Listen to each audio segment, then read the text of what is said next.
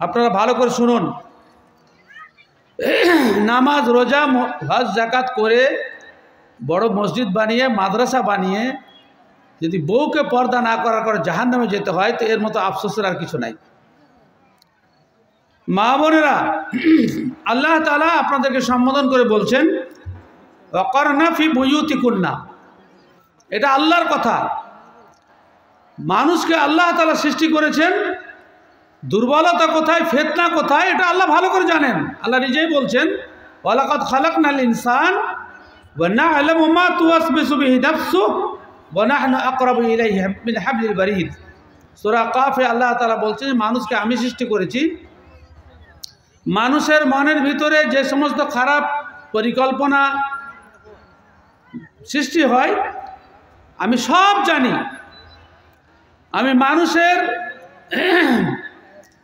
শরীরের মেন শিরা যেটা তার নিকটবর্তী ঘাড়ের কাছে, তার চাইতে আমি নিকটে, আল্লাহ তাআলা বোঝেন। সেজন্য মানুষ কোথায় বিভ্রান্ত হবে, কোথায় সমস্যা হবে, এসব আল্লাহ রাব্বুল আলামিন ভালোভাবে জানেন। আর সেজন্যই নারী পুরুষের দৈহিক কাঠামো এবং শরীরের আকৃতি পৃথক পৃথক করেছেন এবং উভয়ের মধ্যে আল্লাহ রাব্বুল আলামিন একটা আকর্ষণ সৃষ্টি করেছেন। আল্লাহ তাআলা নিজে বলছেন যুয়্যানা লিন-নাস হুব্বুশ শাহাওয়াত মিনান নিসাই ওয়াল বানিন। মানুষের কাছে আকর্ষণীয় করে তুলে ধরা হয়েছে মেয়ে ছেলেদের ভালোবাসা এবং সন্তানদের ভালোবাসা। যুয়্যানা লিন-নাস আরও অনেকগুলি আছে, আমার বক্তব্যের সাথে যেটুকু বললাম সূরা বাকারা আয়াত। আল্লাহ রাব্বুল আলামিন বলছেন যুয়্যানা লিন-নাস হুব্বুশ শাহাওয়াত, মানুষ যা চায় সেটাকে সুন্দর করে তুলে দেওয়া হয়েছে মিনান নিসাই ওয়াল বানিন, মহিলাদের প্রতি আকর্ষণ আল্লাহ তাআলা সৃষ্টি করে দিচ্ছেন। এটা জন্মগতভাবে মানুষের প্রবৃত্তি। কোনো পুরুষ যদি বলে যে মহিলাদের প্রতি আমার আকর্ষণ নাই, তাহলে জানতে হবে তার পুরুষত্ব নেই।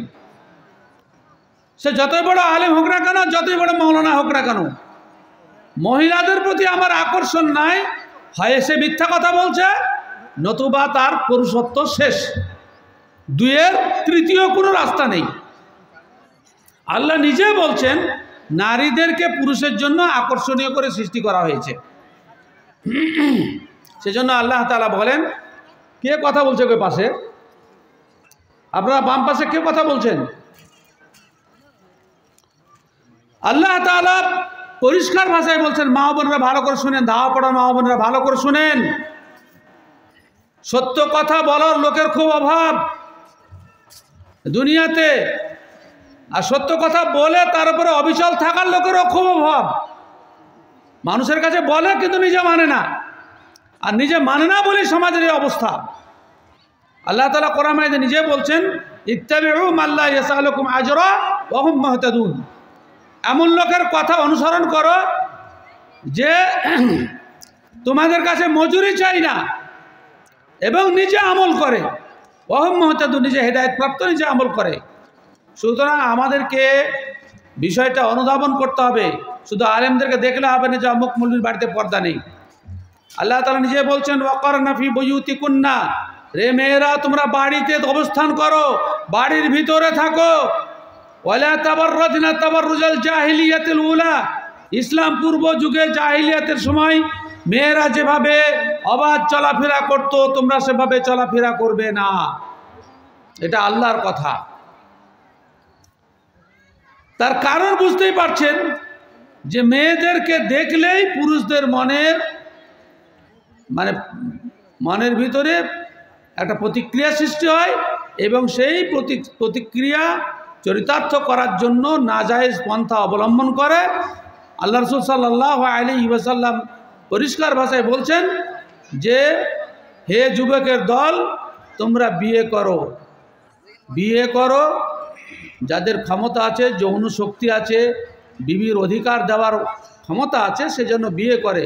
তার দুটি কারণ আল্লাহ রাসূল সাল্লাল্লাহু আলাইহি ওয়াসাল্লাম বলেছেন, ফাইন্নাহু আগাযযু লিল বাসার ওয়া আহসানু লিল ফারজ। চোখ নিচু থাকবে, যেহেতু ক্ষুধা লেগে নাই, খাবারের চাহিদা নাই, চক্ষু নিচু থাকবে এবং লজ্জাস্থান তোমার পবিত্র থাকবে। রাসূল আকরাম সাল্লাল্লাহু আলাইহি ওয়াসাল্লাম বলেছেন, মাই ইয়াজমাল্লি মা বাইনা লিহিয়াইহি ওমা বাইনা রিজলাইহি আযমাল্লাহুল জান্নাহ। দুই ঠোঁটের মধ্যেকার জিনিস জিহবা এবং দুই পায়ের মধ্যেকার জিনিস লজ্জাস্থান, এই দুটির যারা হেফাজত করবে আল্লাহ রাব্বুল আলামিন বলছেন আমি তার জন্য জান্নাতের দায়িত্ব নিচ্ছি। সুতরাং আল্লাহ রাসূল সাল্লাল্লাহু আলাইহি ওয়াসাল্লাম বলতে চেয়েছেন, আল্লাহ তাআলা বলতে চেয়েছেন যে মেয়েদেরকে অবৈধভাবে তাদেরকে ব্যবহার করা যাবে না। ব্যবহার রাসূল আকরাম সাল্লাল্লাহু আলাইহি ওয়াসাল্লাম বলছেন যে ইবনে আদমের জন্য আল্লাহ তাআলা জেনা তার ভাগ্যে লিখে দিয়েছেন, অর্থাৎ সিস্টেম এমন যে সে জেনা করবে। চোখের জেনা, হাতের জেনা, পায়ের জেনা, মনের জেনা। প্রথমে মনের জেনা, তারপরে হাতের জেনা, চোখের জেনা, আর বাস্তবে জেনা। আল ফারজ ইউসাদ্দিকু যালিকা কুল্লাহু আও ইউকাযযিবুহু। মন যে ভাবনা ভাবলো, হাত যেটা স্পর্শ করলো, পা হেঁটে গিয়ে যে কাজটা আঞ্জাম দিল, এ সবকে মিথ্যা প্রতিপন্ন করে মানুষের যৌন সম্পর্ক স্থাপনা ভিত্তিতে। তাহলে এসব থেকে বাঁচার জন্য আল্লাহ তাআলা কিছু প্রসেস এবং পদপন্থা আমাদের জন্য দিয়েছেন, সেটা মেনে চলা বাধ্যতামূলক। আল্লাহ তাআলা নিজে বলছেন কুল্লিল মুমিনিনা ইয়াগুযযু মিন আবসারিহিম ওয়া ইয়াহফাযু ফুরুজাহুম যালিকা আযকা লাহুম ওয়া কুল্লিল মুমিনাতি ইয়াগুযযনা মিন আবসারিহিন ওয়া ইয়াহফাযনা ফুরুজাহুন যালিকা আযকা লাহুম। আল্লাহ তাআলা বলছেন মুমিন নারী, নর এবং নারী উভয়কে বলে দাও তারা যে নিজের চোখকে নিচু দিকে রাখে, অন্য পুরুষের দিকে যেন না তাকায়, অন্য পুরুষের দিকে যেন না তাকায়। আপনি প্রশ্ন করতেই পারেন যে পর্দায় থাকলে আবার তাকানো প্রশ্ন কি আছে? শুধু তো মুসলিম মহিলা নাই, অমুসলিম মহিলারাও আছে। রাস্তা দিয়ে কত রকম মহিলা চলাচল করে।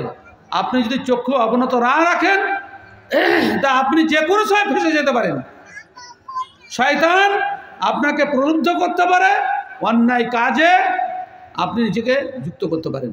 কত আলেম, কত মক্তবের মৌলবি, আর কত মাদ্রাসার তালিব ইলম, কত হাই স্কুলের হেডমাস্টার, শিক্ষক কত রকম যে অঘটন ঘটাচ্ছে পত্র পত্রিকায় আমরা সব লক্ষ্য করছি। এখন সোশ্যাল মিডিয়ার দৌলতে আমরা সে সমস্ত জিনিস প্রত্যক্ষ করছি। ব্রাদার ইসলাম, সেজন্য আল্লাহ তাআলা বলছেন যে যালিকা আতহারু লিকুলুবিকুম ওয়া কুলুবিহিন্না, মনটাকে পবিত্র রাখার, অন্যায় থেকে বিরত রাখার একটাই রাস্তা যে নিজের চক্ষুকে অবনত রাখবে এবং নিজের শরমগার, নিজের লজ্জাস্থানের হেফাজত করবে, সুরক্ষা প্রদান করবে। বিবি ছাড়া ওয়াল্লাযীনা হুম লিফুরুজিহিম হাফিজুন ইল্লা আলা আজওয়াজিহিম আও মা মালাকাত আইমানুহুম ফাইন্নাহুম গায়রু মালুমিন। যারা মুমিন তারাই যারা নিজের যৌনাঙ্গের হেফাজত করে, কিন্তু বিবির সাথে আল্লাহ তাআলা সেখানে অনুমতি দিয়েছেন। দাসী ইসলামী হিসাবে যদি দাস প্রথা আবার চালু হয়, তাহলে সে সমস্ত দাসী নেতা যে দাসীটাকে তার জন্য নির্ধারণ করে দেবে, তার সাথে যৌনাঙ্গের ব্যবহার তার জন্য বৈধ হয়ে যাবে। তাহলে আল্লাহ রাব্বুল আলামিন এখানে পরিষ্কার বলছেন যে তোমাদের এবং তাদের পবিত্র থাকার একমাত্র উপায় চক্ষু নিচু করে রাখো। ব্রাদার ইসলাম, আমরা এই সমস্ত জিনিস মানি না। শেখ আনোয়ার হক ফাইজি বলেই দিলেন যে চোখের হেফাজত তো দূরের কথা, বাড়ি ঢুকতে গিয়ে ইসলামী যে বিধান সেটাকেও মানা হয় না, আমরা আলেমরাও মানি না। আল্লাহ তাআলা বলছেন পবিত্র কোরআন মাজিদে যে হে ঈমানদারগণ, লা তাদখুলু বুয়ুতান গায়রা বুয়ুতিকুম, নিজের ঘর যেটা তোমার বিবি থাকে, যে ঘরে তুমি এবং তোমার বিবি থাকো, দ্বার হচ্ছে গোটা বাড়িটা, আর বাইতুন হচ্ছে কক্ষ, ঘর যেখানে বিবিকে নিয়ে আপনি থাকেন, আমরা থাকি। আল্লাহ তাআলা বলছেন নিজের ঘর যেখানে তুমি এবং তোমার বিবি থাকে, সেই ঘর ব্যতীত মায়ের ঘর হোক, বাপের ঘর হোক, ভাইয়ের ঘর হোক, ভাবির ঘর হোক, বোনের ঘর হোক, যেই হোক না কেন, আগে প্রথমে সালাম দেবে। হাদিসে পরিষ্কার এসে 3 বার সালাম দিবে। সালাম দেওয়ার পরে যদি অনুমতি মিলে হাত্তা তাস্তানিসু, তুমি পুরোপুরি পরিচিত হয়ে যাও যে আমি অমুক, আমি তোমার ঘরে প্রবেশ করতে চাই, সে রীতিমতো গা ঢেকে নেবে, পাপ শরীরকে আচ্ছাদন করে নেবে, তারপরে বলবে যে আপনি আসুন। তবেই সেখানে প্রবেশ করতে পারবে। হাত্তা তাস্তানিসু ওয়া তুসাল্লিমু আলা আহলিহা। আল্লাহ তাআলা আগে গিয়ে বলছেন ফাইন কিলা লাকুম ইরজিউ ফারজিউ। কাউরির বিশেষ কক্ষে প্রবেশের সময় ঘরের পক্ষ থেকে যদি তোমাকে বলা হয় যে তোমার ঢোকার অনুমতি নেই, তো ফেরত চলে আসলো। আমাদের দেশে বহু মানুষ আছে, বন্ধুর বাড়ি বন্ধু বেড়াতে যায়, সেরকম সজাগ মহিলা যদি থাকে, সে বাড়িতে ঢুকতে দেয় না কিংবা ভালো করে কথা বলে না, তখন বন্ধুর কাছে এসে অভিযোগ করে কেমন বউ রেখেছিস, তোর বাড়ি গেলাম তো একটা কথাও বললো না। আর আল্লাহ তাআলা বলছেন ফাইন কিলা লাকুম ইরজিউ ফারজিউ। তোমাকে যদি ফেরত আসতে বলা হয় তাহলে ফেরত চলে আসবে। ব্রাদার ইসলাম, আমরা ইসলামী সিস্টেম মানি না, এটা কোরআন মাজিদের কথা, সূরা নূরের কথা। সুতরাং আমাদেরকে কতগুলি সিস্টেম পালন করতে হবে। প্রথম নম্বর আপনাকে যেটা বললাম, সকলের জন্য, নিজের স্ত্রী ব্যতীত প্রত্যেকের জন্য, এমন বোনের জন্য নিজের চক্ষুকে অবনত রাখতে হবে। বোনকে খালি মালা অবস্থায় দেখতে পাবেন না। এক সাহাবী বললেন যে আল্লাহ রাসূল সাল্লাল্লাহু আলাইহি ওয়াসাল্লাম, মায়ের আমি সেবা করি, সেখানে অনুমতি নিতে হবে? রাসূল আকরাম সাল্লাল্লাহু আলাইহি ওয়াসাল্লাম বলছে হ্যাঁ, মায়ের ঘরে ঢুকলেও তোমাকে অনুমতি নিতে হবে। সাহাবী বলছেন ইন্নী খাদিমুহু, আমি তার সেবা করি।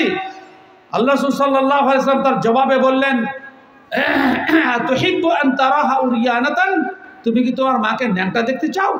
মা কোন অবস্থায় থাকেন, শরীরে কাপড় থাকে না, তাহলে তুমি অনুমতি না নিয়ে মায়ের ঘরে প্রবেশ করতে পারো না। মায়ের শরীর তুমি উলঙ্গ দেখতে পারো না।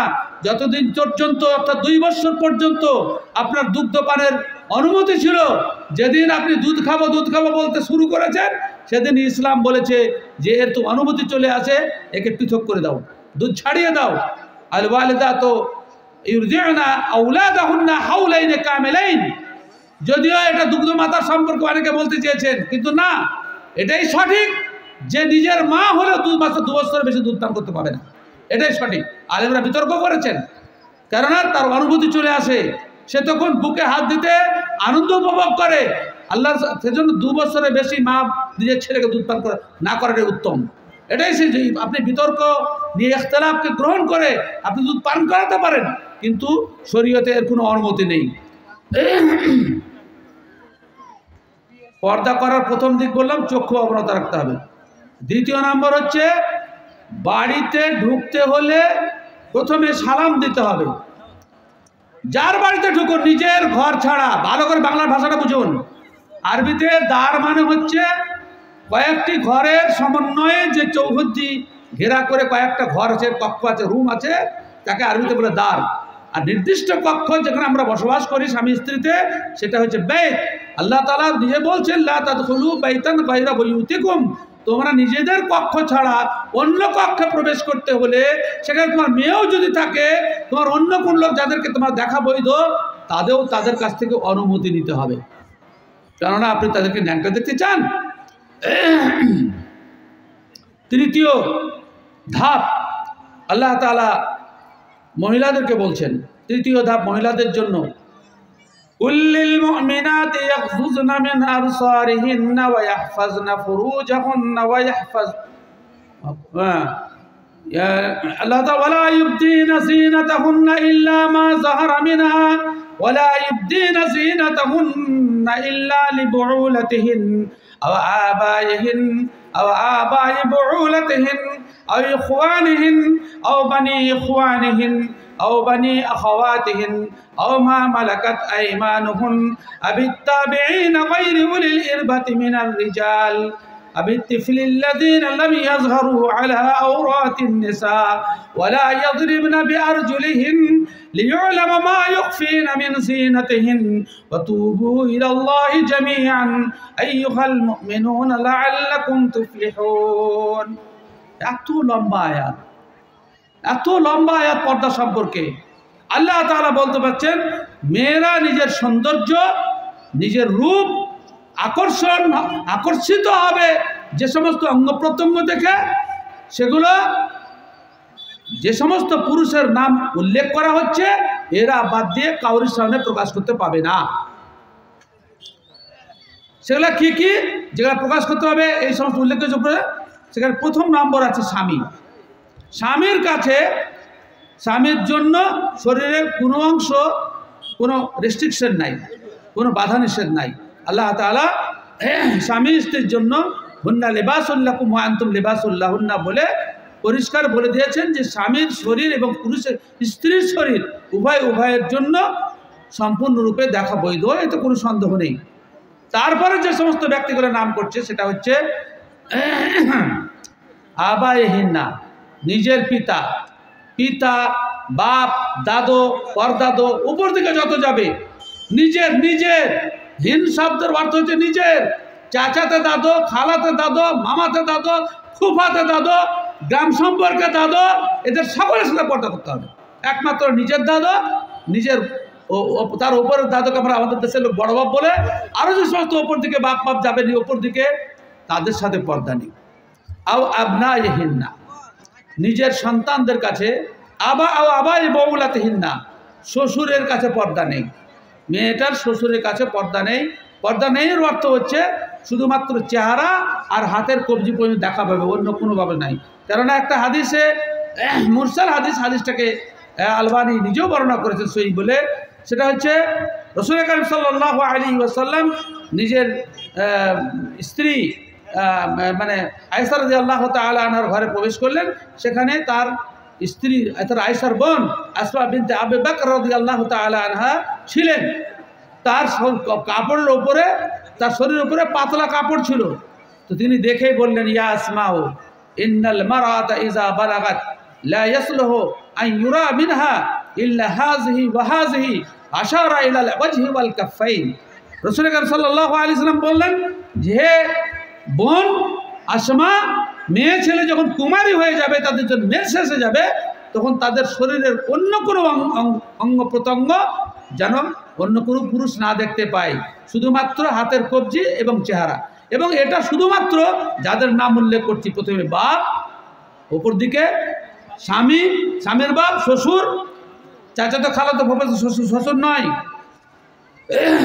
আবাইহিন্না আবাই বউলাতিহিন্না আও ইখওয়ানিহিন্না আও বানি ইখওয়ানিহিন্না। নিজের ছেলেদের কাছে শুধু কতটুকু, নিজে আমাদের দেশের মেয়েরা নিজের ছেলের কাছে মাথা, বুকের কাপড় ফেলে দেয়, মাথা উদাম করে দেয়, মাথার চুল শুকাচ্ছে। আর নিজের ছেলে বলে তো কি হলো, তুমি কি মনে হচ্ছে পুরুষত্বতা নষ্ট হয়ে গেছে নাকি? আজকাল মায়েদের সাথে ব্যভিচারের, আপনি নেট খুলে দেখবেন মায়ের সাথে যে কি পরিমাণ ব্যভিচার হচ্ছে এখন, তার হিসাব কিতাব নেই এক বিচারে শুতে গিয়ে। সেটা পাকিস্তান, বাংলাদেশে আরও বাড়াবাড়ি, আমাদের অমুসলিমদের মধ্যে তুলনামূলক কম। মুসলমানদের মধ্যে বলছি, আপনি সার্চ করে দেখবেন নেটে, নিজের ঘটনা নিজে আপলোড করছে বেয়াদবরা, কি ঘটিয়েছে আমার মায়ের সাথে। আল্লাহ তাআলা পরিষ্কার ভাষায় বলছেন,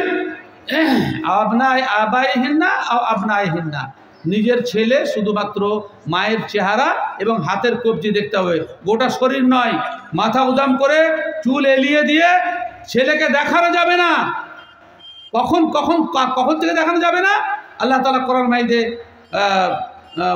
অন্য জায়গায় বলেছেন, ফাইজা বালাগাল আতফাল মিনকুমুল হুলামা ফালইয়াস্তাযিনু কামা ইস্তাযানাল্লাযিনা মিন ক্বাবলিকুম। আল্লাহ নিজেই বলে দিয়েছেন। এত সূক্ষ্ম কথা আল্লাহ তাআলা বলার কি প্রয়োজন ছিল? মা বাপের সম্পর্কে, ছেলের সম্পর্কে স্পেশাল আয়াত অবতীর্ণ করার কি প্রয়োজন ছিল? গুরুত্ব আল্লাহ তাআলা বুঝেছেন বলেই তো আমরা বুঝতে চাই না। আল্লাহ বলছে খুলে যে তোমাদের ছেলেরা যখন তাদের জ্ঞান এসে যাবে, মেয়েরা কোন কাজে ব্যবহার হয়, তাদেরকে পুরুষেরা কোন কাজে ব্যবহার করে, এই অনুভূতি যখন তোমার ছেলের মধ্যে এসে যাবে, তখন তোমার সেই ছেলে যেন তোমার ঘরে ঢোকার জন্য অনুমতি চায়, যেমন অন্যান্য বড়রা অনুমতি চায়। ফাইজা বালাগাল আতফালু মিনকুমুল হুলুম ফালইয়াস্তাযিনু কামা ইস্তাযানাল্লাযিনা মিন ক্বাবলিকুম। এটা তো কোরআন মাজিদের আয়াত, কোনো হাদিস নয় যে আপনি জয়ীফ বলবেন বা কোনো মৌলবীর ব্যাখ্যা বলবেন। সূরা নূরের আয়াত। সুতরাং আমাদেরকে পর্দা করতে হলে ছেলে, বিশেষ করে সহিহ মুসলিমের হাদিস দ্বারা এটাকে চিহ্নিত করা যায় সেই বয়সটা কত হবে। রাসূল আকরাম সাল্লাল্লাহু আলাইহি ওয়াসাল্লাম বলছেন, মুরু আওলাদাকুম বিস-সালাতি ওয়া হুম আবনাউ 7 সিনিন ওয়াযরিবুহুম আলাইহা ওয়া হুম নাউ 10 সিনিন ওয়া ফাররিকু বাইনাহুম ফিল মাযাজি। তাহলে 10 বছর বয়স হলে মোটামুটি তাদের মধ্যে জ্ঞান চলে আসে। আজকাল 14-15 বছর বয়সে ছেলে যুবক হয়ে যাচ্ছে, যুবক তার মধ্যে সমস্ত কিছু অনুভূতি এসে যাচ্ছে। কিশোরদের অপরাধ এখন অতিরিক্ত মাত্রায় বৃদ্ধি পেয়েছে, প্রশাসন হয়রান যে কি করে সব ঠেকানো যায়। আগেই পেকে যাচ্ছে, মোবাইল দেখছে, অশ্লীল ভিডিও দেখছে, নিয়ে সময়ের আগেই পেকে টুসটুসা হয়ে যাচ্ছে, ও আর ধৈর্য ধরতে পারছে না। তাহলে এহেন পরিস্থিতিতে মা ও বাপেদেরকে তো মাদেরকে তো আরো সতর্ক হওয়া সাবধান। মায়ের ছেলেদের মনে ঘৃতা হতে না দিয়ে আরো আগুন না লাগে আপনাকে তো সতর্ক থাকতে হবে। পরিষ্কার কথা। আল্লাহ তাআলা আগে গিয়ে বলছেন যে নিজের ভাগিনা আখাওয়াতিহিন্না, নিজের ভাগিনা, চাচাতো খালাতো মামাতো ফুফাতো নাই, প্রত্যেকবার বলার জন্য দরকার না পড়ে আমি যেগুলো বলছি নিজের ভাগিনা। নিজের মানে সতেরো, মানে অন্য কোনো নয়, চাচাতো ফাচাতো নয়। নিজের ভাগিনার পর্দা মেয়েদের কাছে নেই। কতটুকু? চেহারা এবং হাতের কবজি, আগে মনে রাখবেন। আল্লাহ তাআলা নিসাইহিন্না, এবং যে সমস্ত মেয়ে ছেলেরা দুষ্ট নয়, চরিত্রহীন নয়, তাদের কাছে পর্দা নেই। যদি দুষ্ট হয়, চরিত্র হয়, চোরের স্ত্রী হয়, ডাকাতের স্ত্রী হয়, লম্পটের স্ত্রী হয়, তাহলে আপনাকে তার সাথে সে মেয়েদের কাছে পর্দা করতে হবে। আপনারা শুনলে অবাক যাবেন যে আল্লাহ নিজে বলছেন আও নিসাইহিন্না, সমখিয়ালের মেয়ে ছাড়া আপনার যখন চোরের স্ত্রী দেখবে, আপনার বাড়িতে ঢুকে দেখে যে আপনার বোর শরীরে অনেক দামি দামি অলঙ্কার আছে, স্বামীর কাছে রিপোর্ট দিল, কিংবা খুব সুন্দরী, যারা লুচ্ছা দুষ্ট লোক তাদের কাছে গিয়ে বলে দিল যে আমাদের বাড়িতে সুন্দরী বউ আছে, রাত্রে হামলা করলো। আল্লাহ তাআলা এর থেকে বাঁচানোর জন্য পরিষ্কার ভাষায় বলছেন যে নিজেদের খেয়ালের মেয়ে ছেলে যদি হয় তাহলে তাদের কাছে পর্দা নেই। আমরা তো বেটা ছেলেদের কাছেই পর্দা করি না, আর আল্লাহ বলছেন মেয়েদের কাছ থেকেও পর্দা করতে হবে। আও নিসাইহিন্না, আর একজনের কাছে পর্দা নেই, অর্থাৎ চেহারা দেখতে পাবে, হাতের কবজি দেখতে পাবে, সেটা হচ্ছে আবিত্তাবিঈনা গায়রি উলিল ইরবাতি মিনার রিজাল, যে বুড়া যৌন শক্তি হারিয়ে গেছে, থুতথুরা বুড়া বেটা ছেলে বটে, কিন্তু আর আসল বেটা ছেলে নেই, ও শেষ, যৌবন শেষ হয়ে গেছে। এই বেটা ছেলে যদি কোনো মেয়ে ছেলেকে সরাসরি তার চেহারা দেখে অসুবিধা নাই, কেননা তার তো আর জীবনে কোনো চাহিদাই নাই, তাহলে তার কাছে আল্লাহ তাআলা বলছেন চেহারা এবং হাতের কবজি দেখে কোনো অসুবিধা নেই। আবিত্তিফলিল্লাযিনা লাম ইয়াযহারু আলা আওরাতিন নিসা, এবং ওই ছেলেদের কাছে পর্দা নাই যে মেয়েদের গুপ্তাঙ্গ সম্পর্কে কিছুই ধারণা রাখে না। আল্লাহ তাআলা সব বলেছেন। আল্লাহ তাআলা তারপরে বলছেন ওয়ালা ইয়াযরিবনা বিআরজুলি, মা বোনেরা ভালো করে শুনেন, ওয়ালা ইয়াযরিবনা বিআরজুলিহিন্না লিইউলামা মা ইউখফিনা মিন যিনাতিহিন্না ওয়া তুবু ইলাল্লাহি জামিআন আইয়ুহাল মুমিনুনা লাআল্লাকুম তুফলিহুন। তুমি যদি অলংকার পরে থাকো, জোরে জোরে পা নিক্ষেপ করবে না। অলংকারের ঝনঝনানে যদি অন্য কোনো পুরুষ শুনে তাহলে পরিষ্কার হারাম। মেয়েরা রাস্তা চলাকালীন জোরে পদক্ষেপ করবে না, যাতে যে চলার দ্বারা মেয়েদের শরীরে পরিধেয় অলংকার সম্পর্কে অন্যান্য দুষ্ট লোকেরা জানতে পারবে। কতটা সতর্ক করেছে আল্লাহ তাআলা। শুধু এখানে নয়, মা বোনেরা, এখানে তো মাশাআল্লাহ বুঝতেই পাচ্ছেন মেয়েরা কত জোরে কথা বলে। কথা বলার তো কোনো, এদের ভলিউমের তো কোনো লিমিট নাই। কত জোরে যে কথা বলে তা তো আপনারা নিজেই জানেন। অথচ আল্লাহ তাআলা নিজে বলছেন যে শুধু শরীরেরই পর্দা নয়, মেয়েদের কণ্ঠস্বরেরও পর্দা করতে হবে। যদিও খুব দুর্ভাগ্যের কথা, আমাদের ওলামায়ে কেরাম মাদ্রাসা খুলে মেয়েদেরকে রীতিমতো গজল বক্তব্য সব কিছু করাচ্ছে এবং সেটাকে লাইভ দেখাচ্ছে জনগণকে যে আমরা খুব শিখাচ্ছি। অথচ আল্লাহ তাআলা বলছেন ইনিত্তাকাইতুন্না ফালা তাখযানা বিল কওল ফায়াতমাআল্লাযী ফী কলবিহি মারাদুন। মেয়েরা, তোমাদের যদি আল্লাহর ভয় থাকে তাহলে মিষ্টি সুরে কথা বলো না। ফায়াতমাআল্লাযী ফী কলবিহি মারাদুন, যে লোকটার মনের মধ্যে দুষ্টামি আছে, তোমার সুর শুনে মজা নেবে, তোমার গলার কণ্ঠস্বর শুনে স্বাদ গ্রহণ করবে। আপনি দেখতে পান না, নায়িকারা যখন গান গায় তখন যুবকদের কাপড় খারাপ হয়ে যায়, কি করে লাফায়, শুধু ওদের যান তরফায়, মিষ্টি গলা শুনে? হ্যাঁ, আমাদের দেশে গজল গাহার খুব ভিড়িক আছে। গজল গাইতে গিয়ে মিষ্টি সুরের যদি মানে বেটা ছেলে হয়, মেয়েদের সভাতে ওই গজল গাওয়া যাবে না কত মিষ্টি সুরে। সেই বুখারী হাদিসে আছে যে হাসান বিন সাবিত রাদিয়াল্লাহু তাআলা আনহু এক কাফেলাতে আল্লাহ রাসূল এবং বিবিরা সবরে যাচ্ছেন, তিনি মিষ্টি সুরে মানে আরব দেশের উটেরাও দেখেন না গান গাইলে গরুগুলো হাঁটে বেশি। আরব দেশের উটের যখন দল চলতো একে হোদা হোদা দেখি সে হোদা খান হোদা খানি, উটেদেরকে যে গান শোনানো হয় তাকে একটা হোদা খানি বলা হয় আরবিতে। তো হাসান বিন সাবিত সেই গান গাইছেন। তো আল্লাহ সাল্লাল্লাহু আলাইহি ওয়াসাল্লাম হাসান বিন সাবিতকে বলছেন লা তুকসিরিল কাওয়ারির, লা তুকসিরিল কাওয়ারির, কাঁচগুলোকে ভেঙে দিও না। মানে মেয়েদের মন কাঁচের মতো, তুমি এত মিষ্টি সুরে গান গাইছো যে তোমার প্রতি তাদের মনের আকর্ষণ হয়ে যাবে।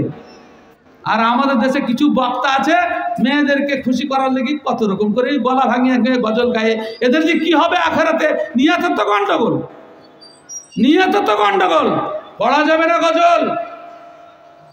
অন্যরা আপনার দ্বারা যদি আক্রান্ত হয় সেখানে গজল পড়া যাবে না। এমনিতেই বেশি গজল পড়া ইসলামী শরীয়তে বৈধ নয়। ও জানতাম না যখন আমিও প্রচুর গজল মুখস্থ করেছিলাম, ভেবেছিলাম যে এটা বিশেষ কৃতিত্ব, কিন্তু পরে দেখলাম যে হাদিস কোরআনের নিন্দা করা হয়েছে। গজল মুখস্থ করার পরিবর্তে সেই জায়গাতে কোরআনের কয়েকটা আয়াত মুখস্থ করেন, আপনার বেশি কাজ দেবে। কিন্তু আমাদের তালিমরা ভাবছে গজল মুখস্থ করলেই বিশাল বিশাল শিক্ষিত হয়ে গেল। মা ও বোনেরা, তাহলে বোঝা গেল যে মিষ্টি সুরে কথা বলা যাবে না পরপুরুষের সাথে। কোনো লোক যদি আসে আপনি সাধারণভাবে কথা বলেন, কোথায় কি বলছেন, কি চান, বাড়িতে তো নেই স্বামীটা, আপনি এইভাবে কথা বলেন। আর যে মিষ্টি সুরে আপনি তার জানকে ঠান্ডা করে দেন, তো যে কোনো সময় আপনি আক্রান্ত হতে পারেন। আল্লাহ তাআলা আমাদেরকে হেফাজত করেন। আল্লাহ তাআলা সতর্ক করেছেন। যে সমস্ত বুড়ি মহিলা আছে এদের ব্যাপারে একটা বিধান আছে, আল্লাহ সূরা নূরে আল্লাহ তাআলা বলেছেন এদের ব্যাপারে। সেটা কি? সেটা হচ্ছে ওয়াল কাওয়াইদু মিনান নিসাই আল্লাতী লা ইয়ারজুনা নিকাহান, যে মেয়ে ছেলেগুলো একদম বুড়িয়ে গেছে, যেমন বুড়া মানুষের অন্য কোনো মেয়েকে দেখতে পারে একদম যাদের পুরুষত্ব শেষ, ওইরকম মেয়েদের যদি যৌন শক্তি একদম নিঃশেষ হয়ে গিয়ে থাকে, এদের ব্যাপারে আল্লাহ তাআলা বলছেন ওয়াল কাওয়াইদু মিনান নিসাই আল্লাতী লা ইয়ারজুনা নিকাহা, ওই সমস্ত মেয়ে ছেলেরা যাদের যৌন শক্তির আর ইচ্ছা নেই, যৌন শক্তির ইচ্ছা রহিত হয়ে গেছে। নিকাহ মানে হচ্ছে যৌন শক্তি, ইয়ারজুন মানে যৌন শক্তির ইচ্ছা নেই, শেষ। হ্যাঁ, তো আল্লাহ তাআলা বলছেন ফালা জুনাহা আলাইহিন্না আন ইয়াযানা মিন সিয়াবিহিন্না গায়রা মুতাবাররিজাত বিজিনা, তাদের জন্য কোনো গুনাহ নাই যে সাধারণ পোশাক পরে তারা বাইরে বের হবে, কিন্তু সুন্দর পোশাক পরে নয়। গায়রা মুতাবাররিজাত বিজিনা, সুন্দর পোশাক পরে নয়, অলংকার সেজে নয়। আল্লাহ তাআলা পরিষ্কার তারপরে বলছেন ওয়া ইয়াস্তাফিফনা খায়রুল লাহুন্না, মেয়েরাও যদি বোরকা পরে ভালোভাবে ঢেকে ঢুকে বের হয় এটা তাদের জন্য উত্তম। তাহলে পর্দা সম্পর্কে কোরআন মাজিদ থেকে আপনাকে এতগুলি কথা বললাম, হাদিসে তো পরে আমি বলছি কিছু কথা। ব্রাদার ইসলাম, আল্লাহ তাআলা কোরআন মাজিদে স্পেশালভাবে মানে মেয়েদের সম্পর্কে বলতেছেন কুল্লিল মুমিনিন ইয়া আইয়ুহান নাবিয়্যু কুল লিআজওয়াজিকা ওয়া বানাতিকা ওয়া নিসাইল মুমিনিন আইয়ুদনিনা আলাইহিন্না মিন জালাবিবিহিন যালিকা আদনা ইয়া সদা যালিকা আদনা আইয়ুরাফনা, যালিকা আদনা আইয়ুরাফনা ফালা ইউযাইন। সূরা আহজাবের আয়াত। আল্লাহ তাআলা বলছেন হে নবী, তুমি তোমার মেয়েকে, তোমার বিবিদেরকে আর সমস্ত মুসলিম মহিলাদেরকে নির্দেশ দাও আইয়ুদনিনা আলাইহিন্না মিন জালাবিবিহিন্না, তারা যেন নিজের জিলবাব চাদরটাকে ইদনা করে দেয়, লটকে দেয়, এইভাবে লটকে দেয়। যালিকা আদনা আইয়ুরাফনা ফালা ইউযাইন, এর দ্বারা সহজেই লোকেরা বুঝতে পারবে যে এই মেয়েটা ভদ্রঘরের মহিলা, এর অসৎ উদ্দেশ্য কিছু নাই। ফালা ইউযাইন, তাহলে কেউ টন্টিং করবে না, খারাপ শব্দ ব্যবহার করবে না। এই আয়াতের শানে নজুলে মুফাসসিরগণ লিখছেন যে মদিনার গলিতে গলিতে মুনাফিক যুবকরা বসে থাকতো, আর তখন কোনো মহিলা গেলেই, খোলামেলা কোনো মহিলাকে গেলেই তারা মন্তব্য করত যে মালটা খুব ভালো যাচ্ছে রে, তোমাকে যে পাবে তার ভাগ্যটা খুব ভালো। আমাদের দেশে দেখতে পান না, কোনো একজন পুরুষ তার স্ত্রীকে সাথে নিয়ে যাচ্ছে, তো পরিষ্কার বলছে ভাই তোমার কপালটা ভালো, মাল ভালো পেয়েছো। এসব কি কথা, এগুলোকে শুনতে আপনাদেরকে ভালো লাগছে? আর এত পুরুষ কোনো মহিলাকে, আল্লাহ রাসূল সাল্লাল্লাহু আলাইহি ওয়াসাল্লাম বলছেন আল মারআতু আওরাতুন, একটা কথা মিথ্যা নয়, আপনি বাস্তবের সাথে মিলিয়ে নেবেন, আপনি নিজেও কিনা, আপনি নিজেও এই দোষী কিনা সেটা বুঝে নেবেন। আল্লাহ রাসূল বলছেন আল মারআতু আওরাতুন ফাইজা খারাজাত ইস্তাসরাফাহা শাইতান, মেয়েদের গোটা শরীরটাই পর্দা, যখন সে বাইরে বের হয় তখন শয়তান তাকে সুন্দর করে সাজিয়ে পুরুষের সামনে তুলে ধরে। সেজন্য যে কোনো মেয়ে ছেলে বাইরে বের হয় তাদেরকে দেখতে ভালো লাগে, আবার বাড়ির বউটাকে দেখতে ভালো লাগে না, কারণ শয়তান তাকে সুন্দর করে সাজিয়ে পুরুষের সামনে উপস্থাপন করে, ও বাস্তবে যাই হোক শয়তান তাকে সুন্দর করে তুলে ধরে। তাহলে বুঝতেই পারছেন যে আমাদের সমস্যাটা কোথায়। সুতরাং পর্দা করা ফরজ, পর্দা যদি না করেন আল্লাহ রাসূল সাল্লাল্লাহু আলাইহি ওয়াসাল্লাম বলছেন আদ-দাইয়ুস লা ইয়াদখুলুল জান্নাহ, দাইয়ুস কোনোদিন জান্নাতে যাবে না। সাহাবারা প্রশ্ন করলেন ফামানিদ দাইয়ুস, আল্লাহ রাসূল দাইয়ুসকে রাসূল আকরাম সাল্লাল্লাহু আলাইহি ওয়াসাল্লাম কয়েকটা আছে, আল্লাযী ইউকিররু ফি আহলিহিল খাবাস, যে নিজের পরিবারের মধ্যে নোংরামিকে প্রতিষ্ঠা করে।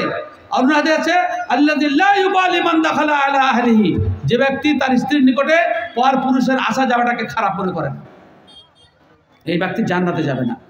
এবার আমি একটা ঘটনা বলে আমি আমার অন্য কিছু কথা আমাকে বলার জন্য বলতে পারি, সেটা বলবো। নওয়াব সিদ্দিক খান হাসান খান ভূপালের নাম আপনারা হয়তো শুনেননি, সাধারণ মানুষ শুনেননি, আলেমরা হয়তো জানেন। তিনি ছিলেন ভূপালের নবাব, 222 খানা বইয়ের লেখক, তার জীবনী আছে 3 খণ্ডে মাআসির সিদ্দিকী। এই আলেম অত্যন্ত গরিব মানুষ ছিলেন, পণ্ডিত মানুষ কিন্তু খুব গরিব মানুষ। উনি ভূপালে গেলেন, ভূপালের রানী, যিনি ভূপালের মধ্যপ্রদেশের ভূপাল পরিচালনা করছেন, আর তার স্বামী মারা গেছে, তার পরিবারটা স্ত্রী পরিচালনা করছেন। আমাদের দেশে তো এখন আমাদের বিবিরা পঞ্চায়েতের মেম্বার, আরও কত কি অসুবিধা কিছু নাই। হ্যাঁ, আমাদের যে অবস্থা কি হবে আখিরাতে আল্লাহ ভালো জানেন। ভোপাল তিনি সাধারণ লেবারের সাথে কাজ করতে গেলেন, আমি খুব সংক্ষেপে বলছি। লেবারগণ পরামর্শ দিলেন যে আমাদের সাথে যে লোকটা কাজ করছে ইনি খুব শিক্ষিত মানুষ, একে শিক্ষা দপ্তরে দিন। শিক্ষা দপ্তরে দিলেন, তো সেখানে যে যোগ্যতা যখন প্রমাণ হয়ে গেল, ভোপালের রানীর নজর পড়ে গেল যে এই লোকটা এত শিক্ষিত মানুষ, এ যদি আমাকে বিবাহ করে নেয় তাহলে তো আমার রাজকার্য পরিচালনার সুবিধা হবে। সেজন্য প্রস্তাব দিলেন, আর নওয়াব সিদ্দিক হাসান খান রাজি হয়ে গেলেন। 222 খানা বইয়ের লেখক, আগে বলেছি আপনাকে, 222 খানা বইয়ের লেখক। শেষকালে বিবাহ হয়ে গেল। বিবাহ হওয়ার পরে প্রতিদিন আমাদের বউকে নিয়ে যেন আমরা মোটরসাইকেলের পিছনে বেড়ায়, মানে ভ্রমণে যাই লোককে দেখাবার জন্য বউকে নিয়ে। অনুরূপভাবে ভোপালের রানী তার স্বামীকে নিয়ে প্রতিদিন, তখন ঘোড়ার গাড়ি ছিল, ঘোড়ার গাড়ি এক পাশে মাওলানাকে বসিয়ে অপর পাশে নিজে বসে ভ্রমণ করতে যেতেন, আর সব লোক ফাল করে তাকিয়ে দেখত, ভোপালের রানী আর মাওলানার স্ত্রী। কিন্তু শেষকালে মাওলানা দেখলেন যে এই তো বিপদ, আমি একজন আলেম মানুষ, আমার স্ত্রী পর্দা করে না, আমার অবস্থাটা কী হবে? সেই জন্য ছাত্রদের সাথে যুক্তি করে ভ্রমণের সময় একটা কথা বলতে বললেন যে রাস্তায় আমাদেরকে দেখে বলবি যে আপনি যে হাদিস বললেন যে দাইয়ুস জান্নাতে যাবে না, তো এর অর্থ কি আমি বুঝতে পারলাম না। তো তিনি খালি বললেন যে আমি, ছেলেরা চলে আসলো, ছাত্ররা সব চলে আসলো। তারপরে নিবৃত করে বাড়িতে গিয়ে ভোপালের রানী নিজের স্বামীকে জিজ্ঞাসা করছে যে আপনি ছেলেদেরকে কি কথা বলেন আর বুঝতে পারলেন না? বলে ওটা আপনার বিষয় নেই। বলে তোমার বিষয় নয়, আমাদের অন্য কথা হচ্ছিল। বলে না, যেহেতু তিনি রানী দেশ পরিচালনা করছেন।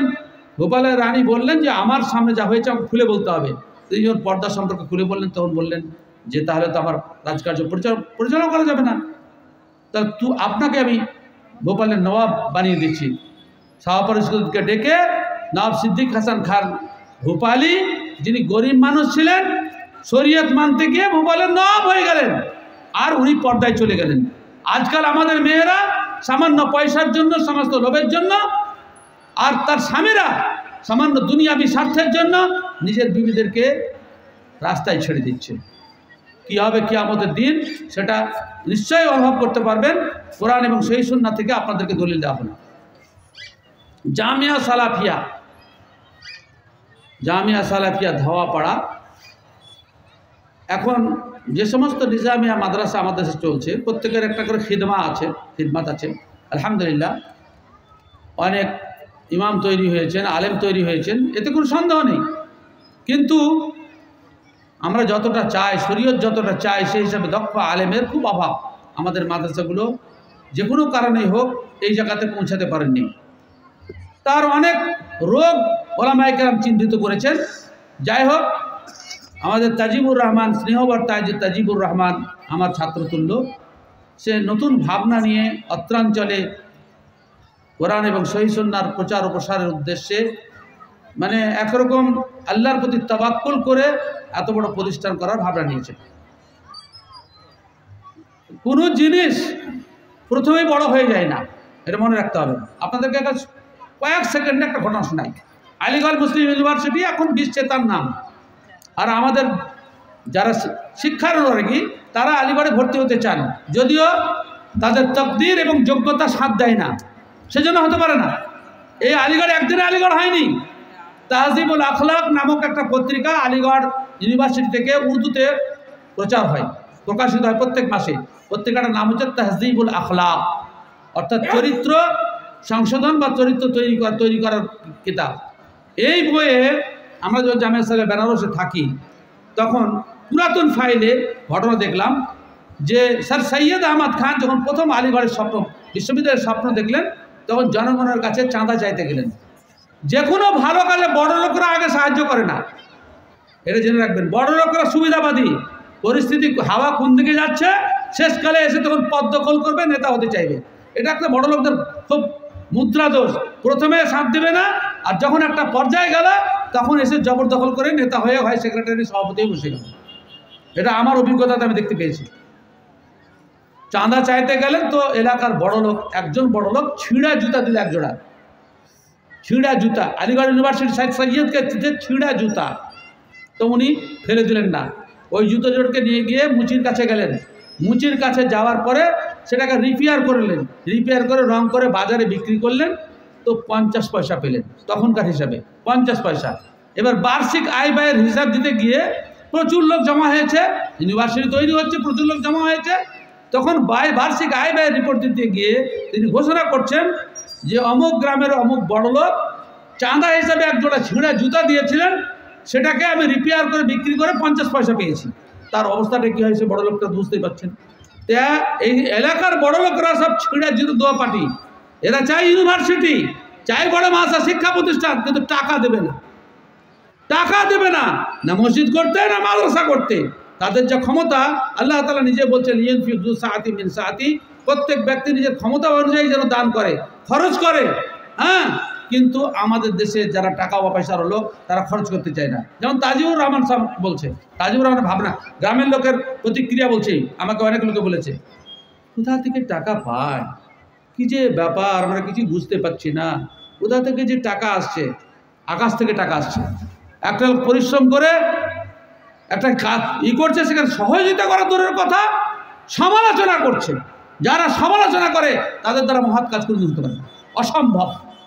আমি তাই পরিষ্কারভাবে বলতে চাই, বিশেষ করে ধাওয়াপাড়া লোকের উপরে আমার একটা দাপট আছে, যদিও আমার কিছু বিরোধী লোক হয়ে গেছে ফতোয়া, ওদের মানে মত অনুযায়ী ফতোয়া না হওয়ার কারণে।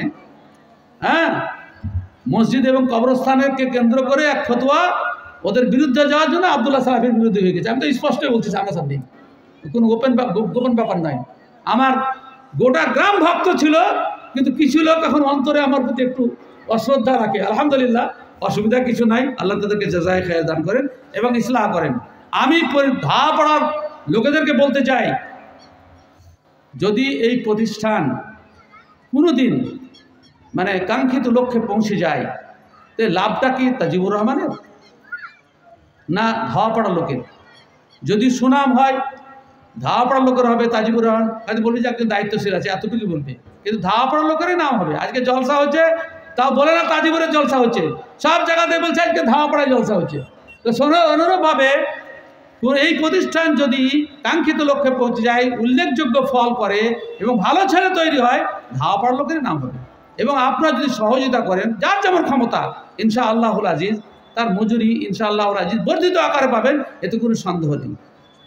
সুতরাং সমালোচনা করবেন না। আর হাদিসে কোরআন মাজিদে আল্লাহ তাআলা নিজে বলছেন, ইয়াকুম আয-যান, কুধারণা রাখিও না, সকলের প্রতি ধারণা রাখো, ভালো ধারণা রাখো, ভালো ধারণা রাখো। তাজিবুর রহমান এখান থেকে নিয়ে এসে নিজের ভুঁড়ি ভরছে, নিজের আখের বুঝাচ্ছে, এরকম ভাবনা রাখবেন না। কোরআন এবং সহিহ সুন্নাহর শিক্ষার উদ্দেশ্যে এই প্রতিষ্ঠান তৈরি হয়েছে। জান খুলে আজকে দান করবেন, এটা আমার আশা। পরবর্তী বক্তা কালী সুর করে আদায় হবে নাকি? না, সুর করে আদায় হবে না বলে তো এসছি। তো ব্যাপারটা হচ্ছে যে আপনারা যে যা নিয়ে এসেছেন, আমি অবাক যাই। হ্যাঁ, তা পাঠাও, তুমি সে পাঠাতে পারো। ঘোড়ালাস একটা মাদ্রাসা, আব্দুল হামিদ সে গ্রামের অধিবাসী নয়, আব্দুল হামিদ ফাইজি সে গ্রামের অধিবাসী নয়, সে গ্রামের প্রত্যেকটা ব্যক্তি। আমি বলি, তুমি এত বিল্ডিং করছো কোত্থেকে? তোমাকে আমি এক নাম করে বললাম যে মতিউর রহমান শীষ মোহাম্মদ তোমাকে বিল্ডিং করালে কিছু টাকা দিয়েছে নাকি? না না, কিচ্ছু টাকা দেয়নি, কেউই দেয়নি। আমি নির্দিষ্ট কয়েকজনের নাম করলাম যে টাকা দিয়েছে, বলে না। কোথা থেকে করছো? বলে এই গ্রামের একজন ব্যক্তি নাই যে প্রতিদিনের ইনকাম, প্রতিদিন, বার্ষিক সাপ্তাহিক নয়, মান্থলি নয়, প্রতিদিনের ইনকাম থেকে কিছু না দেয়। যে 300 টাকা মাঠে মুনিশ খাটে, সে তাকেও 10 টাকা প্রতিদিন দিতে হবে। এমনি করে গ্রামের সমস্ত সদস্য, কত বড় জায়গা, কত বড় বিল্ডিং, একটা আলেমের প্রতিষ্ঠায় একমত হয়েছে। ইখতিলাফ করলে, মতপার্থক্য করলে কোনো কিছু বরকত হবে না। সেজন্য আল্লাহ তাআলার কাছে দোয়া করি, আল্লাহ রাব্বুল আলামিন তাজিবুর রহমানের এই মেহনতকে কবুল করুন। তাছাড়া গ্রামবাসীরা যারা বিভিন্নভাবে সাহায্য সহযোগিতা করছেন, তাদেরকে আল্লাহ রাব্বুল আলামিন কবুল করে নিন। এবং যে সমস্ত ভাইরা এখনো দূরে আছেন, কি হয় না কি হবে ইত্যাদি ভাবনা করছেন, তাদের ভাবার কোনো অবকাশ নেই। আপনাকে আজকে বিশেষ অতিথি এমডি রফিকুল ইসলাম আমাদের 27,500 টাকা দিয়েছে। দোয়া করে বক্তা আল্লাহ জাযাকাল্লাহ বলতে পারবেন, আপনার এইটাই আমাদের কাছে যথেষ্ট। এমডি রফিকুল ইসলাম সাহেব আজকের প্রধান অতিথি 27,500 টাকা দান করেছেন। কি স্বার্থ আছে মানুষটার? কি স্বার্থ আছে সংস্থার? 27,500 টাকা দান করেছেন।